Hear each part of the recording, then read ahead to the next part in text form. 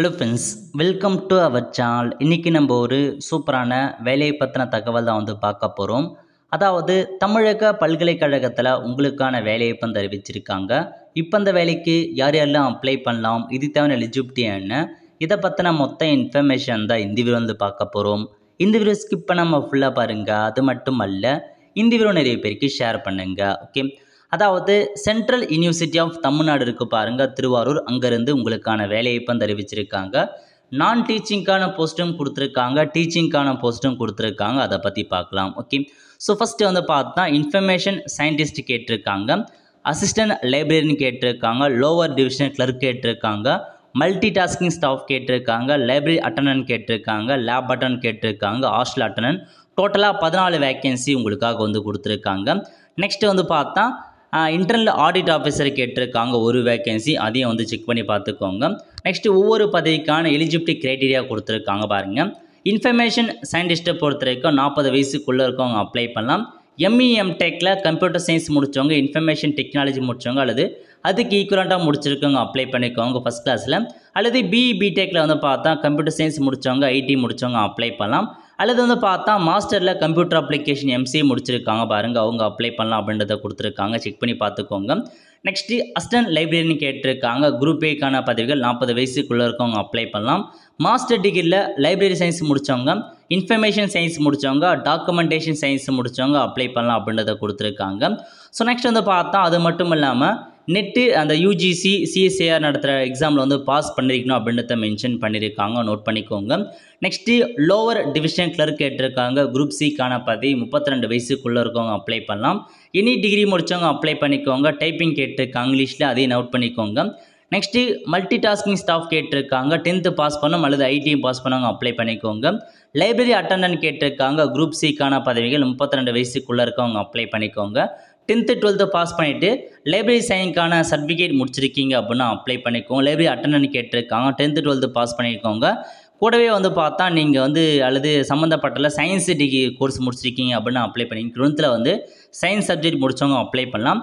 Hostel attendance கேட்டிருக்காங்க, 32 வயசுக்குள்ளே இருக்கவங்க அப்ளை பண்ணலாம். 10th பாஸ் பண்ணால் போதுமானது. ஓகே, ஸோ பேசிக்காக 10th எனி டிகிரி முடித்தவங்க இந்த வேலைக்கு அப்ளை பண்ணிக்கோங்க. அதுக்கப்புறம் பார்த்தா கான்ட்ராக்ட் ஜாப்க்கான எலிஜிபிலிட்டி கொடுத்துருக்காங்க பாருங்கள். அதே சொன்ன மாதிரி ஆடிட் ஆஃபீஸருக்கு அந்த சிஏ முடித்தவங்க, ஐசிடபிள்யூ முடித்தவங்க அப்ளை பண்ணலான்றதை கொடுத்துருக்காங்க. அடுத்த கட்டமாக ஏஜ் ரிலாக்ஸேஷன்ஸ் கொடுத்துருக்காங்க. எஸ்சிஎஸ்டி அதிகபட்சமாக 5 years வரையும் அப்ளை பண்ணலாம், ஓபிசி 3 years வரையும் அப்ளை பண்ணலாம் அப்படின்றத கொடுத்துருக்காங்க. ஸோ அதுக்கப்புறம் என்ன இன்ஃபர்மேஷன்ஸ் கொடுத்துருக்காங்க, டேர்ம்ஸ் அண்ட் கண்டிஷன். இந்த வேலைக்கு அப்ளை பண்ணுறதுக்கான கடைசி தேதி 31/10/2024 கொடுத்துருக்காங்க. அதுக்குள்ளே அப்ளை பண்ணுற மாரி இருக்கும். எப்படி செலெக்ஷன் பண்ணுறாங்க அப்படின்னா ரிட்டன் டெஸ்ட் இருக்கும், அதேமாரி இன்டர்வியூ இருக்கும் அப்படின்றத கொடுத்துருக்காங்க. நீங்கள் அப்ளை பண்ணதுக்கப்புறம் ஷார்ட் லிஸ்ட் இருப்பாங்க, வெப்சைட்டில் அப்டேட் பண்ணுவாங்க.